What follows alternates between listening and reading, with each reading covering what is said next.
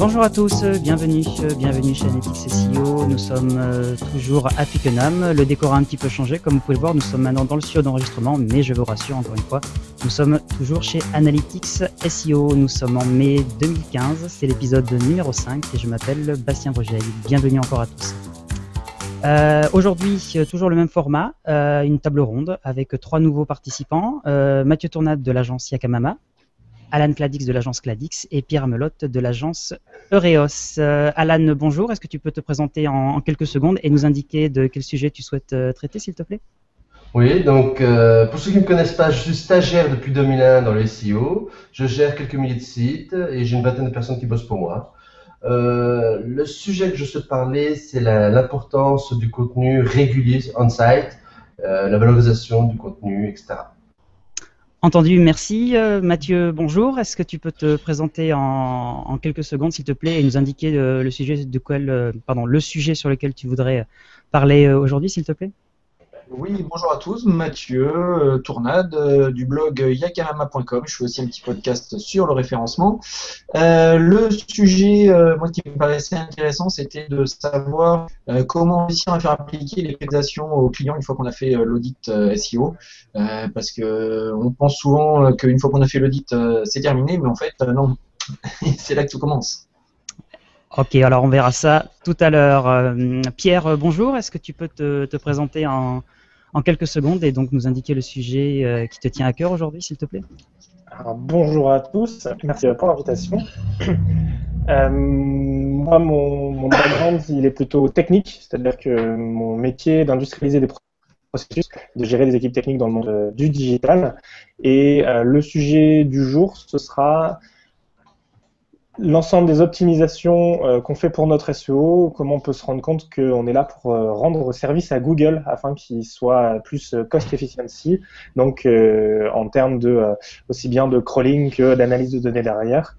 Et on peut voir que, on va en discuter tout à l'heure, mais l'ensemble des critères peut être regardé à l'aune des coûts que ça engage pour Google à chaque fois. Entendu, merci.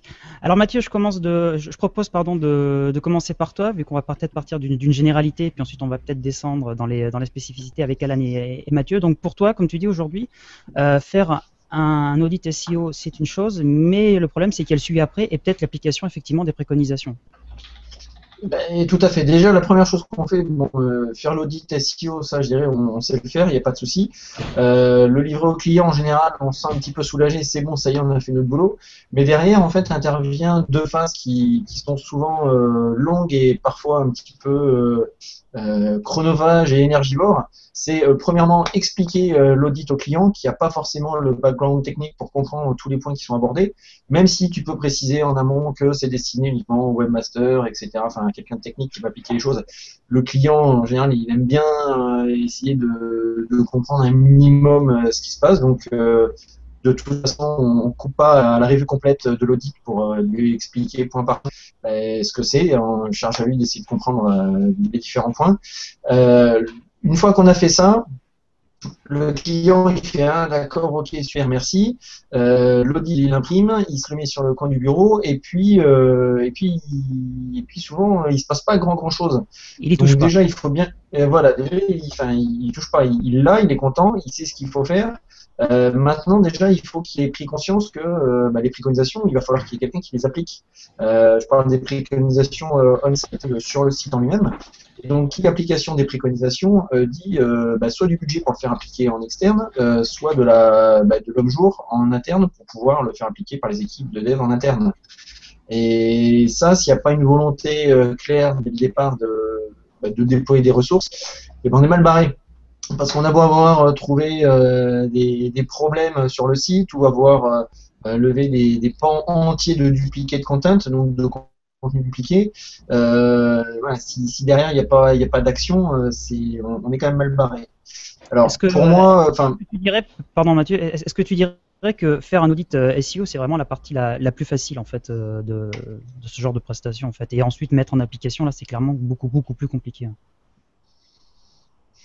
Mettre en application, c'est compliqué. Non, c'est pas forcément très très compliqué. C'est le client, que le chemin dans la tête du client, il faut que le client comprenne bien qu'il y a une tâche à effectuer derrière. Et que ce sont parfois des tâches à faire sur le long terme. Quand on parle de génération de contenu, on va conseiller au client d'ouvrir un blog, par exemple, et de parler, voilà, d'utiliser le champ sémantique, etc. Enfin, ça, voilà, il s'agit pas d'aller faire un article et puis c'est fini. Moi, ce que je fais en fait pour aider les clients, déjà dans l'audit, ce qui me parle, c'est d'être capable de classifier l'importance des différentes recommandations. Je sais pas, sur une soixantaine de recommandations que peut contenir un audit, plus, moins, ça dépend des uns des autres. C'est important de savoir que par exemple, quand on a un no-index, no-follow sur la home page, bon, ben ça c'est une importance haute par rapport à je sais pas moi, une balise keyword qu'il faudrait enlever parce que ça sert à rien, par exemple. Je prends des exemples extrêmes, hein, pour illustrer. Donc déjà capable de piloter les différentes préconisations au niveau de l'audit, je pense que c'est déjà la chose numéro une. Mais une fois qu'on a fait ça, de toute façon la balle est quand même dans le camp du client. Donc là, à ce moment-là, on n'a plus la main, sur l'application. Donc il faut être très très clair, à mon avis, sur le discours qu'on va tenir par rapport au client. Il y a deux choses qui sont bien distinguées à mon sens. Il y a l'attente du client d'un côté et il y a l'avancée du projet de l'autre. Et il faut bien expliquer au client que oui, le client il peut être promis sur Google évidemment ou sur autre chose, mais que avant d'arriver à ce stade-là, c'est parce que maintenant il a fait l'audit, qu'il a payé, qu'il se sent soulagé financièrement, mais que voilà, il voit rien bouger. Il faut avoir la pédagogie de lui expliquer que bah oui, ça bouge pas parce que on va faire lui un côté, mais que lui, il a une partie du boulot et que tant qu'il va pas faire la partie du boulot qui lui incombe, et ben son attente, on va pas être capable de l'amener au bout de son attente. D'accord. Voilà. Alan, toi qui fais des audits SEO, il me semble, ou alors qui vraiment travaille dans le SEO, est-ce que toi aussi tu te retrouves peut-être à ce genre de problématiques vis-à-vis de tes clients en fait? Alors en fait, pas vraiment, puisque en soi, moi, je ne fais pas d'audit directement au client, je ne m'occupe pas du tout de cette partie-là. Généralement, les gens viennent me voir quand ils ont déjà eu un audit et ils viennent me voir pour faire les modifs, généralement off-site. L'on-site est géré par mon soin. Donc non, moi, c'est pas le genre de souci. Par contre, je me bats pour le fait qu'ils mettent du contenu régulièrement. C'est le sujet que je voulais parler justement parce que. Mais alors, si ça ne dérange pas, on en parlera après Ouais. justement de ça, mais juste pour rester effectivement sur le sujet de Mathieu. Donc, est-ce que toi tu te considères effectivement comme la phase après Mathieu? Oh oui, largement après. Normalement, je suis après Mathieu et après les modifs on-site. Moi, j'interviens D'accord. après. Je suis que sur l'off-site. D'accord. Alors, alors, est-ce que justement les clients, enfin tes clients du coup, sont conscients effectivement qu'un audit, c'est vraiment les prémices du travail, et après effectivement, il y a tout effectivement une mise en application. Est-ce qu'il y a quand même une certaine sensibilité, est-ce que tu ressens une certaine sensibilité à ce niveau-là, justement, de la sensibilité que parfois Mathieu a peut-être a du mal à distinguer, ou alors il faut carrément à expliquer aux clients par manque effectivement. À faire comprendre. J'ai un peu de chance. Oui, à faire comprendre, pardon, excuse-moi. Moi, dans mon secteur, j'ai un peu de chance dans le sens où, en fait, les personnes qui viennent me voir ont vraiment déjà pris conscience et c'est déjà filtré en amont. Donc, s'ils viennent me voir, c'est qu'ils ont bien compris l'intérêt de l'audit, l'intérêt de l'optimisation et qui ont déjà prévu leur budget pour être premiers, qui se donnent les capacités d'arriver au résultat qu'ils veulent obtenir, quoi. D'accord, donc pour toi, tu ressens pas vraiment ce problème, on va dire effectivement, de pédagogie à expliquer que bon, une fois qu'effectivement vous avez des recommandations, il faut les mettre, Non. en place. Pierre, Justement. d'accord. Pierre, est-ce que toi tu fais des audits SEO dans ton agence? J'en ai fait, on en fait de moins en moins, voire on n'en fait plus du tout. Par contre, on les utilise pour nos propres sites, mais moi, que ce soit des clients internes ou des clients externes, je vois un 50-50. Il y a la moitié de gens qui, pour eux, l'audit est le Saint Graal, et l'autre moitié qui a bien compris qu'il y avait du travail derrière, et que c'était que des projets. En général, je prends toujours l'exemple du site internet qui vient d'être lancé. Même s'il vient d'être lancé, c'est pas la fin du projet, c'est que le début du projet global de stratégie sur le web. Il y a beaucoup de clients qui disent ah c'est cool, j'ai payé ma dernière facture, mon site est en ligne, ça y est, maintenant le travail est fini. Non, c'est que le début et c'est pas suffisant, c'est un élément minimum mais pas suffisant. Donc aujourd'hui, c'est beaucoup de pédagogie et il y a certains clients qui sont prêts à entendre tout de suite, qui a un travail à imaginer sur plusieurs années derrière. Et il y a d'autres clients qui sont pas prêts à l'entendre, donc on va peut-être être plus discret là-dessus. D'abord leur faire un audit, leur donner des actions prioritaires, leur donner 2-3 actions à faire et leur dire, bah voilà, quand ces actions sont faites, on peut les faire chez nous, mais sinon vous pouvez les faire par qui vous voulez, même en interne. On peut vous accompagner là-dessus. Par contre, ce qu'on va faire, c'est que quand vous aurez fait ces corrections, on se rappelle d'ici 6 mois par exemple, et on va plus loin. Mais en général, on ne fait pas l'audit. Moi, j'essaye toujours de faire des audits avec 3 actions prioritaires. Parce que je me rends compte qu'un audit à 4 actions, c'est juste inacceptable. D'accord. Mathieu, est-ce que tu estimes peut-être que le coût de l'audit est en moyenne inférieur en fait aux préconisations? Bon, évidemment, ça va dépendre des cas, mais c'est-à-dire qu'en général, un audit, ça a déjà un coût hein, pour le client, et de lui faire comprendre qu'il y a des préconisations qui vont aussi compter un coût et qui vont peut-être aussi être plus chères. Est-ce que ça, d'une part, le client il arrive plus ou moins à le comprendre, même si c'est peut-être pas forcément toujours le cas, et du coup, est-ce qu'en général, tu te rends compte que les prestations, des fois, sont peut-être plus chères que carrément l'audit en lui-même? La prestation plus chère que l'audit en lui-même, c'est souvent le cas, hein, de toute façon, parce que il faut y passer du temps en général, ne serait-ce que pour toute la partie contenu. Ce travail-là, pour moi, il s'effectue en amont sur la phase commerciale quand on s'apprête à vendre l'audit. Bon, le client, on l'informe de comment ça va se passer et on l'informe que nous, typiquement, c'est pas la peine qu'il nous donne accès à ses codes pour gérer son site internet. On peut pas connaître tous les systèmes, on peut pas mettre main dans tous les sites internet. Donc c'est la partie qui revient à son agence web ou à ses développeurs internes. Voilà, donc c'est vraiment une partie, il faut l'amener en amont et bien faire comprendre au client. Parce que c'est sûr que si le client, de toute façon, s'il n'a pas de budget pour mettre en place des préconisations, derrière, le client n'aura pas de budget pour faire du contenu, il n'aura pas de budget pour faire du lien. Bon, ok, on a vendu un audit, mais d'un point de vue satisfaction, moi en tant que référenceur, moi ce qui me plaît, c'est de faire avancer le site et que le client soit satisfait à la fin. C'est pas juste de vendre de l'audit pour vendre de l'audit, quoi. D'accord. Alan, toi tu disais que tu faisais pas d'audit, c'est un choix particulier ou alors c'est parce que pourquoi? Effectivement, parce que si je suis en fait un petit peu le cheminement du projet, tu as effectivement l'audit, comprendre pourquoi ça marche pas, donner effectivement ces explications clients, et ensuite proposer effectivement des prestations pour ensuite mettre en place certaines améliorations. Toi effectivement, apparemment j'ai compris que tu arrivais juste après en fait l'audit. Pourquoi? C'est un choix Alors, c'est un choix complètement personnel. En fait, je me suis rendu compte d'un truc très bête, c'est que c'était une perte de temps, la gestion de l'humain. Excuse-moi, c'est peut-être un peu sacrilège, mais j'en ai eu un peu marre en fait de passer plus de temps à expliquer l'audit qu'à faire des actions efficaces. Du coup, je préfère laisser cette part-là aux autres qui s'occupent de la partie donc humaine, des échanges, et moi de m'occuper à fond de la partie efficace. Rien que pécuniairement parlant, c'est plus intéressant pour moi de travailler sur les fonctionnalités qui vont faire avancer et monter le site que d'expliquer pourquoi les méta-keywords, ça sert à rien. Pierre, est-ce que, alors, toi, tu m'as dit que tu avais fait ou que tu en fais de moins en moins des audits. Est-ce que tu es d'accord avec Alan dans le sens où tu te rendais compte que tu passais peut-être énormément de temps en fait, à expliquer à tes clients que qu'est-ce que c'était que l'audit ainsi que les préconisations, voire carrément à les justifier aussi?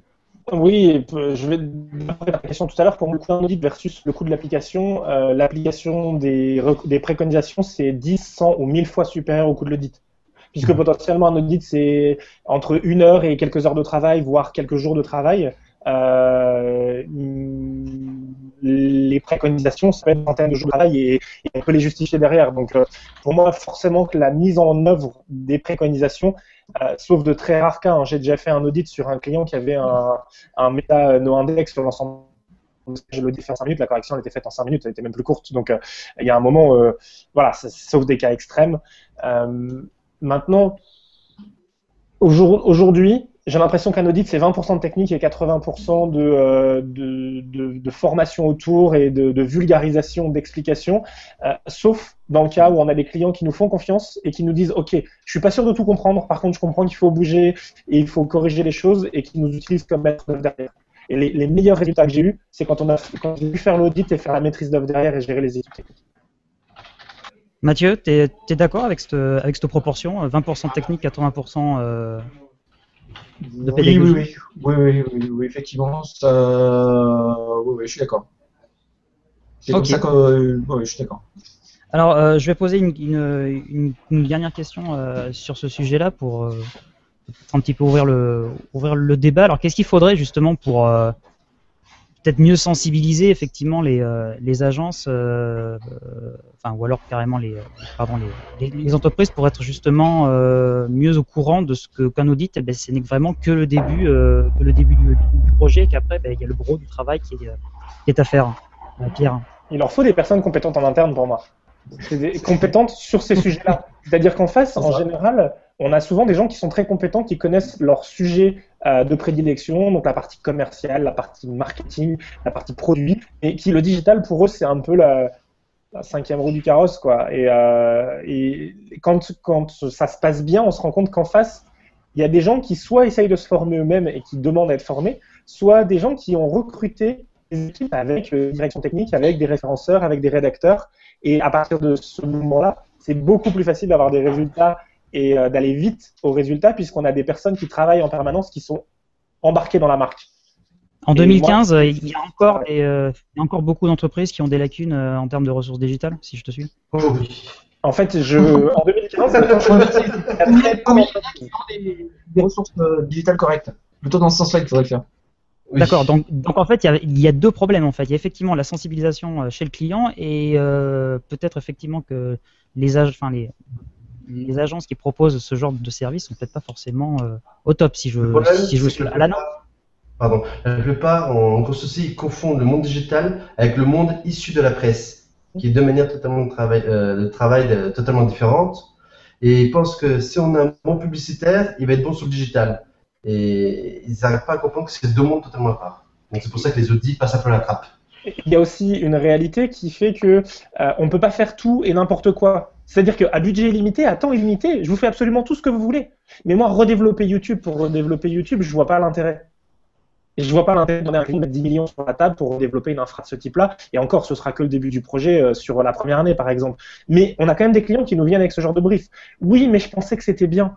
Bah oui, mais il y a un moment, il faut aussi que vous soyez entouré et conseillé par des gens qui comprennent le monde technique, qui comprennent les enjeux. Quand je dis le monde technique, c'est au sens large. Hein. Pour moi, bien écrire pour le web, c'est de la technique. L'ergonomie, c'est la technique. C'est le technicien au sens large. Pour moi, le technicien, c'est le faiseur. C'est pas forcément le développeur. Hein. Ça peut être un community manager. Pour moi, c'est un technicien.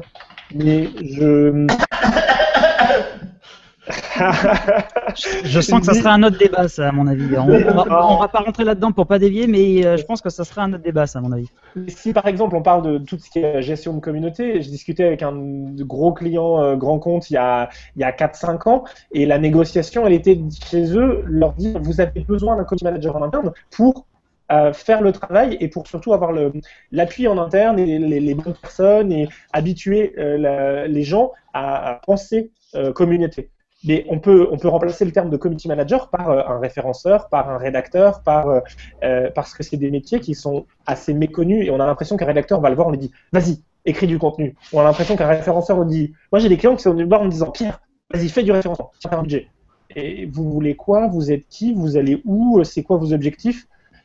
Et en général, l'image que je leur donne, c'est moi je suis le pilote du navire. C'est-à-dire que je suis capable de vous emmener là où vous voulez. Par contre, c'est vous le capitaine. Et si vous prenez pas Saint-Pierre. C'est vous le moteur, c'est vous le moteur. Voilà. Et c'est une réalité. Aujourd'hui, quand on utilise ces images-là, moi je leur dis, moi en tant que pilote, ma responsabilité, c'est de pas me prendre un récif.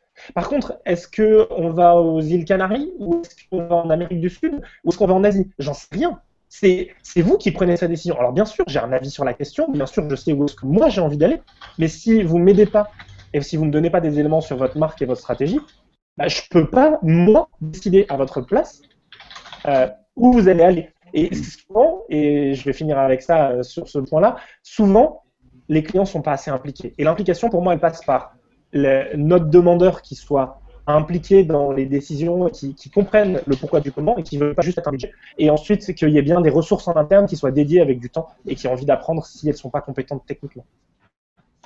Ok, Mathieu, pour conclure, est-ce que tu es d'accord plus ou moins avec ce que dit Oui, mais on en revient, enfin, la boucle est bouclée. Hein, il faut prévoir des ressources pour appliquer les préconisations en interne.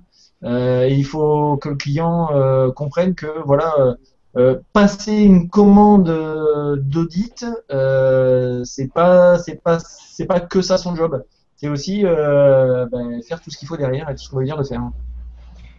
Ok. Ok, Mathieu, merci. Merci à toi. Donc, Alan, donc tu en as parlé un petit peu tout à l'heure. On va toujours rester effectivement dans le SEO, pardon. On sait qu'aujourd'hui, effectivement, le contenu est quand même relativement roi sur les moteurs de recherche et principalement sur Google, hein. Et donc spécialement en France, vu que Google reste relativement, bien évidemment, majoritaire. Donc, toi, aujourd'hui, tu voulais plus parler en fait de la régularité en fait du contenu à apporter sur un site web. Oui, c'est justement en voyant le sujet qu'amenait Matt, je voulais voir cette partie-là, dans le sens où dans les audits, souvent on parle au client qui doit mettre souvent du texte, du contenu sur son activité. Et moi, dans mon activité, et surtout après donc le off-site, et de faire du linking, monter le maillage, etc.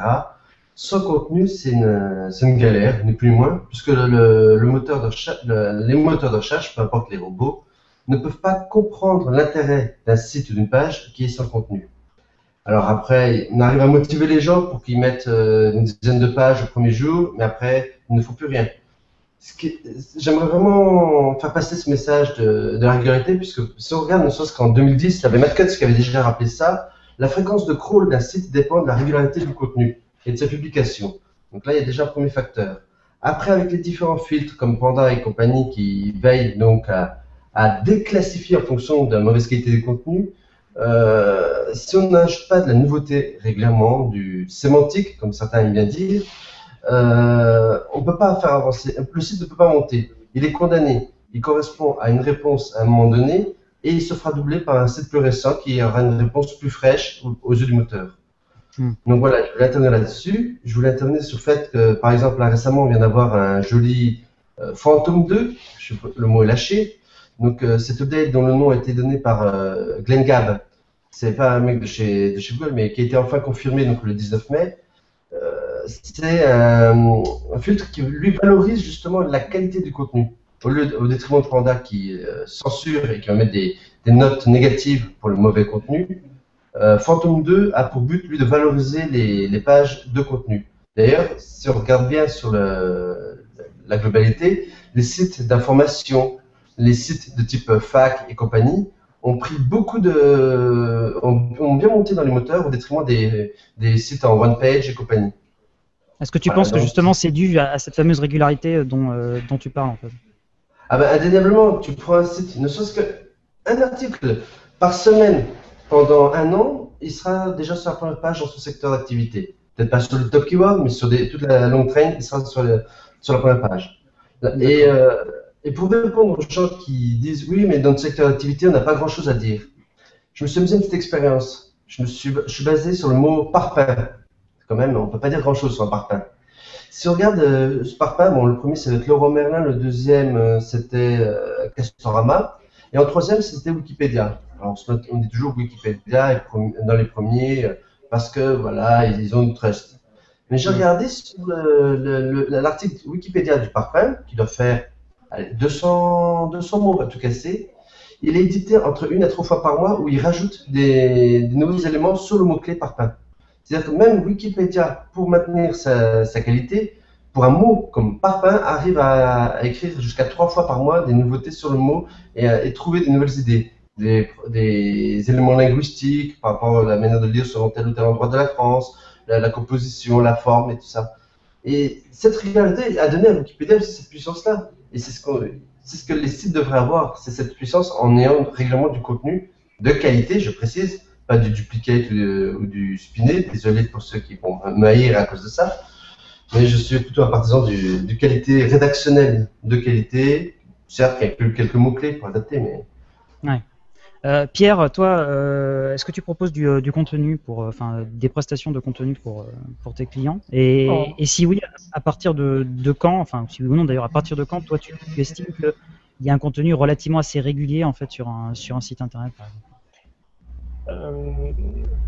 Pour moi déjà, alors juste recadrons ce que c'est qu'un contenu. Pour moi, un contenu, c'est aussi un tweet, un article de news, de la curation d'un article trouvé ailleurs et publié sur un portail de veille public ou privé. Hein. C'est pas forcément que des choses publiques, on fait pas mal de choses privées. Ça peut être aussi un communiqué de presse ou 5 pages principales. Ce qui est intéressant, c'est, moi j'aime beaucoup, j'ai eu le même cas qu'Alan, des clients qui me disent on peut pas écrire sur ce sujet-là, je comprends pas, qu'est-ce que je vais raconter? Mais il y a plein de choses à raconter. Il y a toujours une actualité sur une entreprise, il y a toujours l'actualité sur les produits. Les clients qui sont dit, voilà, moi je suis spécialiste de vis, je fais de la vis en métal et je peux faire 300 types de vis différentes. Et là, je vais raconter quoi? Et je lui dis, mais en fait, à la limite, vos produits, on s'en fout, c'est les besoins auxquels ils répondent. Donc on va parler des besoins et on va pas parler de vous, on va parler de vos clients.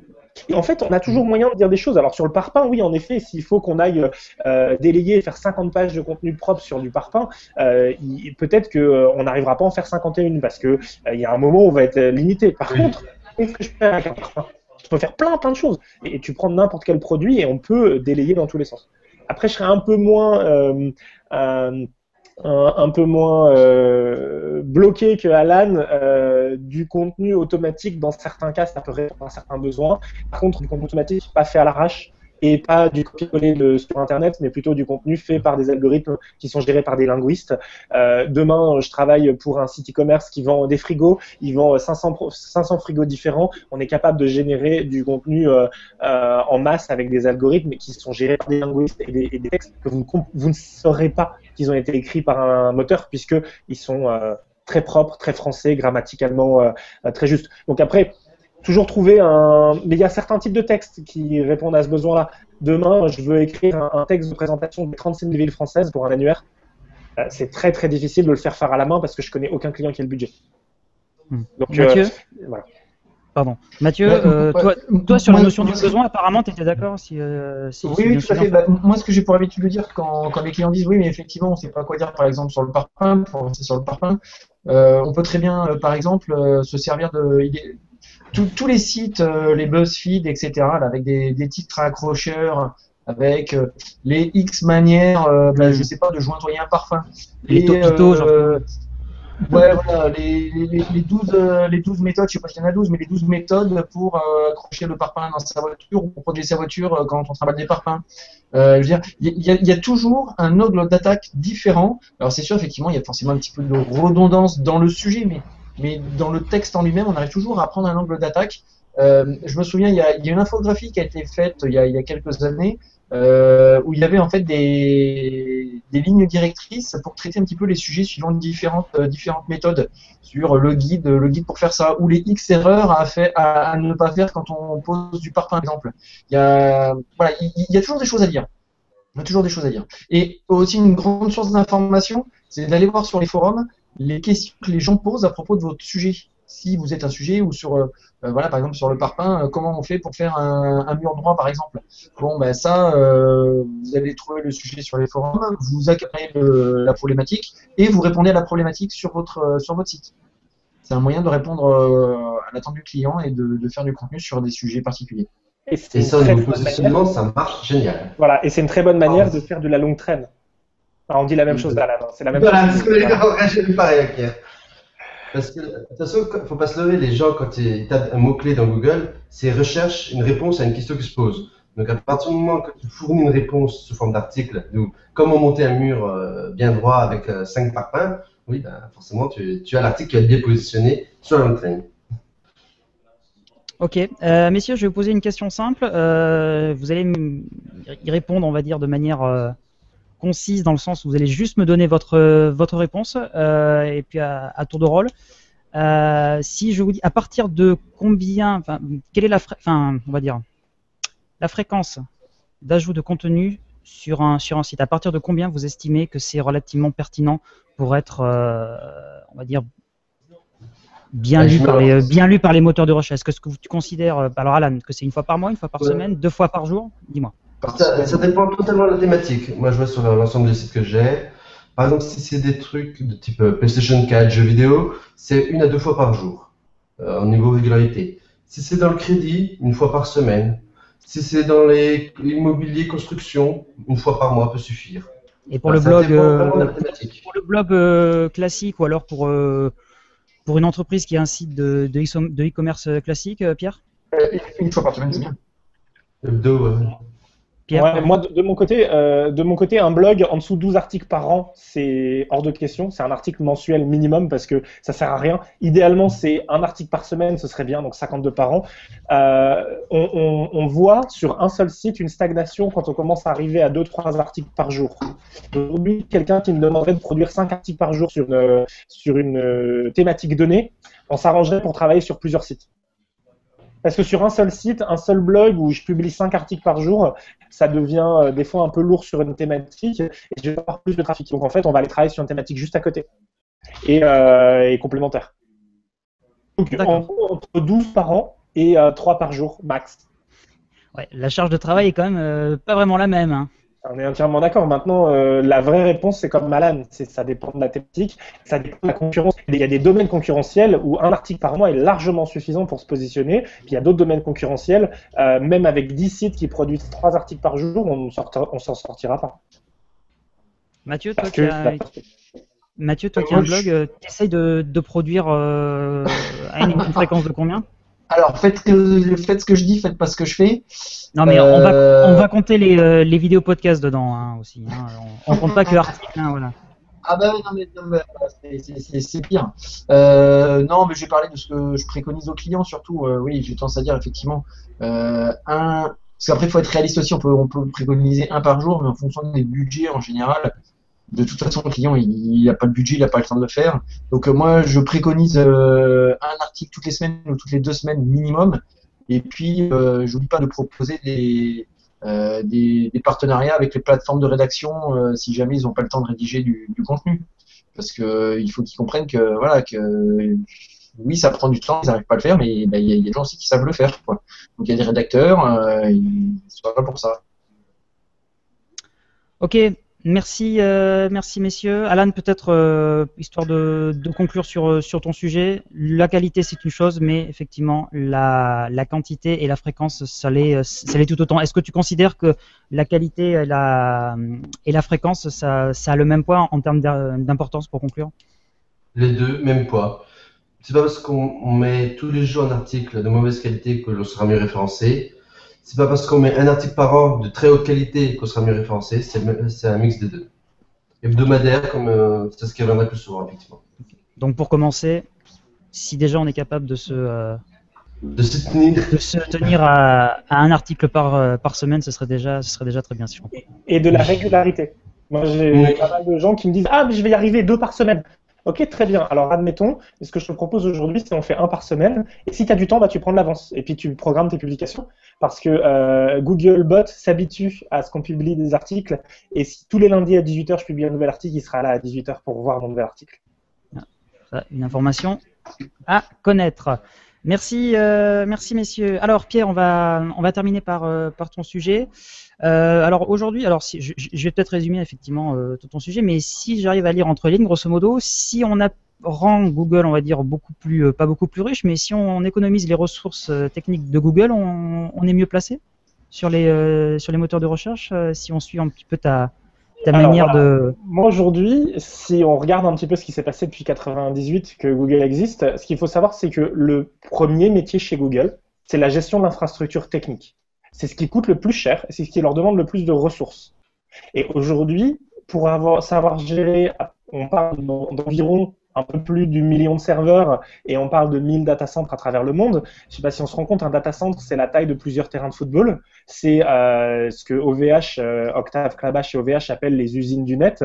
Donc, ça demande une puissance électrique, des accès Internet, ça demande des infrastructures en dur et de l'humain et ça coûte très cher.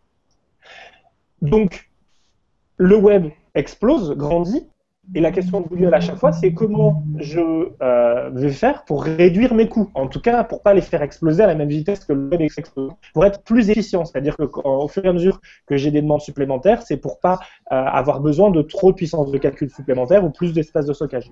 Et si vous regardez un petit peu toutes les règles qui sont mises en place, et aujourd'hui, on voit que l'ensemble des règles et des bonnes pratiques, c'est des bonnes pratiques où on vous dit, si tu respectes ces règles, eh bien, on te permettra d'être mieux positionné dans les SERP.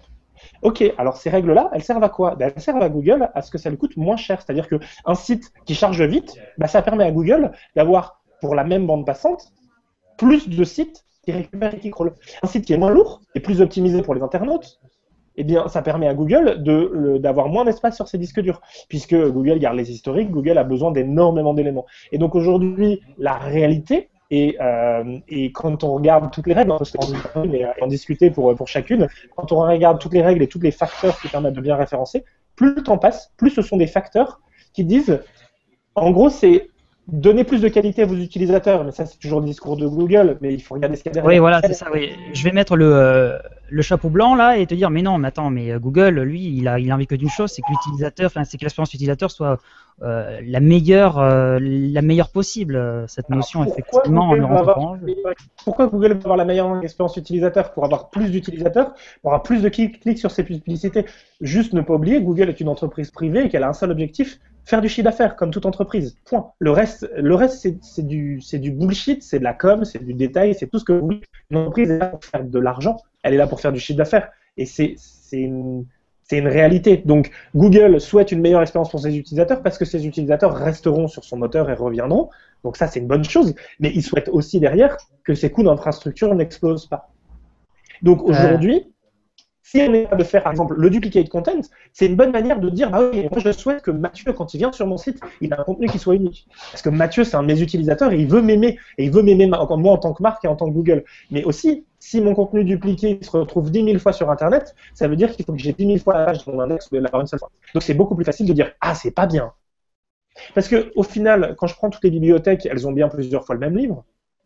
Est-ce que ça pose vraiment un problème? Non. Oui. À l'échelle du web, oui. À l'échelle du web, oui, parce que aujourd'hui, un livre que tu as dans une bibliothèque, tu l'as pas. Si tu veux l'avoir, soit il faut que tu ailles dans telle bibliothèque ou dans telle autre bibliothèque, alors que là, tu es complètement chez toi. Je te parle même des bibliothèques qui ont plusieurs fois le livre. Ouais. Donc il y a un certain nombre d'éléments où, avec ce dont on a besoin en termes techniques, alors je ne sais pas, Mathieu, Alan, si vous voulez réagir, un avis qui est différent, ce sera avec grand plaisir, mais prenez l'ensemble des critères, quel que soit le critère, c'est des critères qui permettent de garder une certaine efficience de coût pour Google. Alan, toi qui est quand même pas mal dans le technique, est-ce que toi aussi tu te rends compte que la majeure partie en fait des critères que demande Google, ça indirectement ou vraiment directement, du coup, si je suis plus ou moins la logique de Pierre, ça permet effectivement à Google de réduire, on va dire, ses coûts techniques. Hein. Ouais, je vais encore me faire des ennemis avec ce que je vais répondre. Je m'amuse à faire régulièrement des tests et effectivement, rien que le fait de regarder les footprints des différents CMS, on prend WordPress, Pip, Joomla, Typo, etc. Juste un footprint, si tu peux juste indiquer qu'est-ce que c'est. La signature numérique dans le code, on va dire. La manière d'être encodé, l'ensemble du code HTML qu'on va retrouver, les appels. C'est ce qui va te dire que ce CMS est un WordPress ou un PrestaShop, ce genre d'information. D'accord. Et donc, quand on voit les installations par défaut qui sont des usines à gaz et qui, quand tu les passes aux pages speed page de Google, d'ailleurs, qui va disparaître le 3 août, c'est un peu bizarre, et qui mettent une dizaine de secondes, comme par hasard, ils référencent très mal les sites comme ça. On prend les mêmes sites, et moi c'est ce que je fais avec mes sites, c'est que maintenant j'ai fait des sites avec, il n'y a aucun footprint, il n'y a même pas de classe ou d'idée dans l'HTML pour vraiment épurer au strict minimum, pour que le site s'affiche si possible en moins de 0,5 secondes, et les sites, c'est tous les MFA et compagnie, mais ils apparaissent direct dans les cercles, dans les premières pages. Le fait de soulager le moteur de recherche, lui faciliter le travail en termes d'analyse, savoir où est le contenu du contenant, savoir où se trouve le maillage interne, le maillage externe, où se trouve la partie navigation du site, où se trouve la partie publicité. Dès que tu facilites le moteur de recherche, automatiquement le moteur de recherche te le rend bien. Et c'est ce qu'on disait tout à l'heure. Alan vient de parler de la partie analyse. Moi, j'en parlais sur la partie stockage et crawl. Au final, l'analyse, si la page elle est mieux structurée, mieux balisée, l'analyse se fait plus vite pour le rythme. Donc, il met à jour son index plus vite. Et comme de toute façon, on ne peut pas crawler tout le web en permanence, les pages qui montrent le plus patte blanche, eh bien, c'est des pages qui remontent dans les cercles. Je ne suis pas sûr de mes chiffres, mais à vérifier. Mais il me semblait qu'à un moment donné, il y avait publié sur le compte Twitter de Matt Cutts qui expliquait que Google n'accordait moins de 2 secondes par page lorsqu'il crawlait. Il y avait une histoire comme ça, il faudrait retrouver le chiffre exact. Mais il me semble que voilà. Donc, s'il y a une page qui met 10 secondes, parce qu'au milieu, il y avait 36 000 JavaScript pour faire de jolis slides qui se mettent à charger et qui ralentissent tout, il y a une partie du contenu qui, effectivement, risque de passer à la trappe. Alors, Attends, excuse-moi Pierre, je vais juste demander un peu l'avis de Mathieu. À ce niveau-là, donc, est-ce que tu te rends compte que finalement c'est vraiment les aspects ultra techniques qui préconisent du coup en termes d'SEO, hein. Comme par exemple la rapidité du site, ce genre qui d'informations. prévalent. Oui, oui, tout à fait. Et de toute façon, le contenu, il faut le dire, il faut le présenter. Effectivement, plus vite on le présente et mieux on le présente, plus il est facile à digérer, plus il est facile à ressortir pour Google par rapport aux différentes requêtes des internautes, hein. C'est une évidence, c'est une évidence. Mais encore faut-il expliquer au client que bon, son CRM, d'accord, il a peut-être des grosses images comme ça, qu'il affiche en tout petit comme ça, mais que voilà, qu'il va falloir faire quelque chose, que c'est pas possible. Du coup, dans tes Oui, mais c'est joli. dans tes audits, est-ce que ce serait effectivement les premières choses que tu préconiserais par exemple? Ah, Vraiment, vraiment le côté. ça fait partie, oui. Enfin, c'est-à-dire que effectivement dans ton audit, tu vas avoir plusieurs critères effectivement et plusieurs préconisations à mettre en place. Est-ce que par exemple le temps de chargement de la page, ça va être peut-être le numéro 1 ou alors le numéro 2? Je les classe pas par ordre de préférence enfin 1, 2, 3, mais effectivement, oui, ça fait partie des critères qui ont la plus haute importance. Alors, Bastien, ta question sur le temps de chargement de la page, elle est simple pour un sujet qui est complexe. C'est quoi le temps de chargement d'une page? Le temps de chargement d'une page, c'est aussi bien le DNS, le temps de réponse du DNS, que le temps d'accès au premier octet, que le temps de chargement de la page. Et en fait, c'est des critères qui rentrent, et dès qu'on rentre dans le détail, c'est très complexe. Et moi, aujourd'hui, mon triptyque, et je pense qu'on a à peu près tous le même, hein, c'est le technique, le contenu et le netlinking. Et c'est ce triptyque-là qui permet bien référencer. C'est sur site internet, et tu prends n'importe quelle des recos, elle va dans ce triptyque-là. Et donc, par exemple, le temps de chargement, c'est dans la technique. Parce que si ton site charge lentement, ça aura un impact négatif. Mais charger rapidement une page, c'est pas juste un impact sur le CMS, ou un impact sur la puissance du serveur, c'est aussi avoir la bonne bande passante, c'est aussi avoir la bonne localisation dans le monde, c'est avoir des DNS qui sont rapides. Et tout ça, c'est des enjeux qui sont des enjeux d'infrastructure après. D'accord, ok.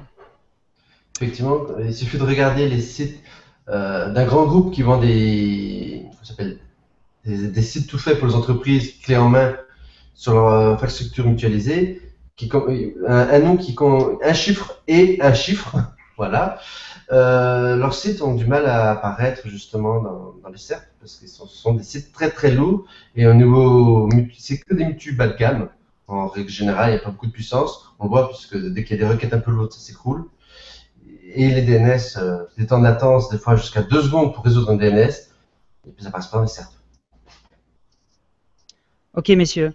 Écoutez, merci. Merci à vous. On va s'arrêter là. Il me reste plus qu'à vous remercier. Alan, est-ce que tu peux nous indiquer où est-ce qu'on peut te retrouver, s'il te plaît? Dans mon bureau, là où je suis assis. Non, sur Twitter, @cladix avec 3x. J'ai un site, mais n'allez pas le voir, il n'est pas à jour depuis 2011 ou 2012, je sais plus. D'accord, donc là, il met 12 secondes à charger, il y a un Voilà. index. Il n'y a pas de contenu régulier, si je comprends bien, en fait. Sur Ah ce non, site-là. mais en fait, mon site ne me sert strictement à rien, parce que je ne cherche pas à avoir du monde, mais il me sert strictement à rien. Donc, Ok. n'allez pas sur mon site. Merci bien. Mathieu? Moi, sur Twitter aussi, c'est peut-être encore ce qu'il y a de plus simple. @yakamama, voilà. Et puis derrière, tout ce qui est cool, le blog, le podcast, voilà. Et parce que tu fais un podcast vraiment spécialisé sur le référencement. Voilà, absolument. Et j'ai des documents aussi exclusifs à télécharger sur mon site, des cahiers des charges. Important, cahier des charges et contrat.